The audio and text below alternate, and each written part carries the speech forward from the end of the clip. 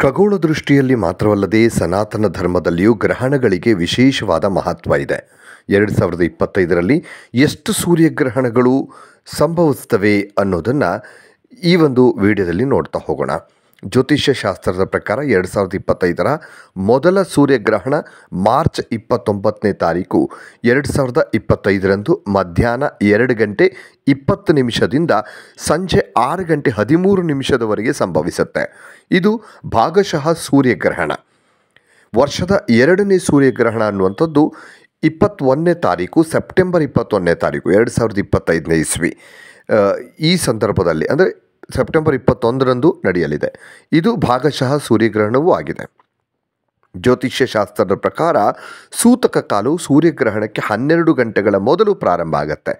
ಅಂದರೆ ಯಾವಾಗ ಸೂರ್ಯಗ್ರಹಣ ಪ್ರಾರಂಭ ಆಗುತ್ತೋ ಅದಕ್ಕಿಂತ ಮೊದಲು 12 ಗಂಟೆ ಮೊದಲು ಸೂತಕ ಅಂದರೆ ಅದರ ಪ್ರಭಾವ ಇರುತ್ತೆ ಅಂತ. ಇದು ಗ್ರಹಣದ ಅವಧಿ ಮುಗಿದ ನಂತರ ಕೊನೆಗೊಳ್ಳುತ್ತೆ. ಅಂದರೆ ಯಾವಾಗ ಗ್ರಹಣ ಇರುತ್ತೋ ಅಂದರೆ ಮುಗಿಯುತ್ತೋ, ಈಗ ಸಂಜೆ 6:15 ಮುಗಿಯುತ್ತೋ ಅಂದರೆ 6:15 ನಂತರ ಕ್ಲೋಸ್ ಆಗತ್ತೆ. ಗ್ರಹಣ ಗೋಚರಿಸುವ ಸ್ಥಳದಲ್ಲಿ ಮಾತ್ರ ಸೂತಕದ ಅವಧಿ ಮುಕ್ತಾಯಗೊಳ್ಳುತ್ತೆ. ವರ್ಷದ ಮೊದಲ ಸೂರ್ಯಗ್ರಹಣ ಭಾರತದಲ್ಲಿ ಗೋಚರಿಸೋದಿಲ್ಲ.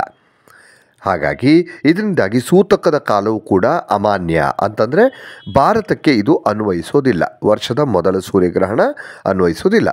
ಹಾಗೆ ವರ್ಷದ ಮೊದಲ ಸೂರ್ಯಗ್ರಹಣ ಕೆಲವು ರಾಶಿಚಕ್ರ ಚಿಹ್ನೆಗಳಿಗೆ ಸೇರಿದವರಿಗೆ ಬಹಳ ಮಂಗಳಕರವಾಗಿರುತ್ತೆ. ಅಂದರೆ ನೇರವಾಗಿ ಭಾರತದಲ್ಲಿ ಸೂರ್ಯಗ್ರಹಣ ಗೋಚರಿಸದೇ ಇದ್ದರೂ ಕೂಡ, ಅದರ ಪರಿಣಾಮ ಇಲ್ಲದೇ ಇದ್ದರೂ ಕೂಡ, ಆದರೆ ರಾಶಿಗಳ ಮೇಲೆ ಗ್ರಹ ಚಲನೆಯ ಪರಿಣಾಮದಿಂದಾಗಿ ರಾಶಿ ಚಕ್ರದ ಮೇಲೆ ಅಥವಾ ರಾಶಿ ಚಿಹ್ನೆಗಳ ಜನರಿಗೆ ಇದರ ಪರಿಣಾಮ ಅನ್ನುವಂಥದ್ದು ಖಂಡಿತ ಇದ್ದೇ ಇರುತ್ತೆ.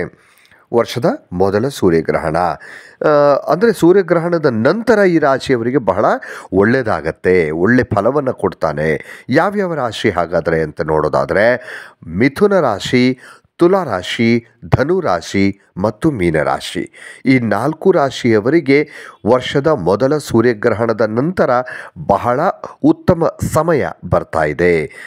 ಅಂತಹ ಪರಿಸ್ಥಿತಿಯಲ್ಲಿ ಈ ರಾಶಿಚಕ್ರ ಚಿಹ್ನೆಯವರು ಅಂದರೆ ಮಿಥುನ, ತುಲಾ, ಧನು ಮತ್ತು ಮೀನರಾಶಿ ಚಿಹ್ನೆಗೆ ಸೇರಿದ ಜನರು ಕೆಲಸವನ್ನು ಪುನರಾರಂಭ ಮಾಡ್ತಾರೆ. ಅಂದರೆ ಯಾವುದಾದ್ರೂ ಅರ್ಧಕ್ಕೆ ಬಿಟ್ಟಂತಹ ಕೆಲಸಗಳಿರಬಹುದು ಅಥವಾ ಮಾಡೋಕ್ಕಾಗದೇ ಬಿಟ್ಟಿರುವಂಥ ಕೆಲಸಗಳಿರಬಹುದು. ಇದೆಲ್ಲವನ್ನು ಕೂಡ ಮತ್ತೆ ಕೆಲಸ ಆರಂಭ ಮಾಡಿ ಸಂಪೂರ್ಣಗೊಳಿಸ್ತಾರೆ. ಒಂದು, ಅದರ ಜೊತೆಗೆ ನಿಮ್ಮ ಕಾರ್ಯಕ್ಷೇತ್ರಗಳು ಏನಿದೆಯಲ್ಲ, ಅಂದರೆ ನೀವು ಕೆಲಸ ಮಾಡುವಂತಹ ಜಾಗ, ಅಲ್ಲೂ ಕೂಡ ನಿಮಗೆ ಉನ್ನತ ಸ್ಥಾನಮಾನ ಸಿಗುವಂಥದ್ದು ಅಥವಾ ಬಡ್ತಿ ಸಿಗುವಂಥದ್ದು, ಹೆಚ್ಚಿನ ಜವಾಬ್ದಾರಿ ಸಿಗುವಂಥದ್ದು ನಿಮಗೆ ಅವಕಾಶ ಇದೆ. ಹಾಗೆ ಆರೋಗ್ಯದ ದೃಷ್ಟಿಯಿಂದಲೂ ಕೂಡ ಈ 4 ರಾಶಿಯವರಿಗೆ ಮಿಥುನ ರಾಶಿ, ತುಲಾ ರಾಶಿ, ಧನು ರಾಶಿ ಮತ್ತು ಮೀನರಾಶಿಯವರಿಗೆ 4 ಆರೋಗ್ಯದ ದೃಷ್ಟಿಯಿಂದಲೂ ಕೂಡ ಬಹಳ ಚೆನ್ನಾಗಿದೆ. ಅಂತ ಯಾವುದೇ ಸಮಸ್ಯೆಗಳಿದ್ದರೂ ಕೂಡ ಅದರಿಂದ, ಅಂದರೆ ಆರೋಗ್ಯ ಸಮಸ್ಯೆಗಳಿದ್ದರೂ ಕೂಡ ಅದರಿಂದ ನೀವು ಮುಕ್ತಿಯನ್ನು ಪಡಿಬಹುದು ಅಥವಾ ನಿಧಾನವಾಗಿ ಆ ಸಮಸ್ಯೆಯಿಂದ ದೂರವಾಗ್ತೀರಿ. ಅಲ್ಲದೆ ವಿದೇಶಕ್ಕೆ ಹೋಗುವಂಥ ಅವಕಾಶಗಳು ಕೂಡ ಈ 4 ರಾಶಿಯವರಿಗೆ ಒದಗಿ ಬರಲಿದೆ.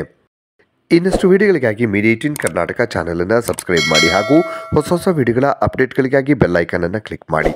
Thank you.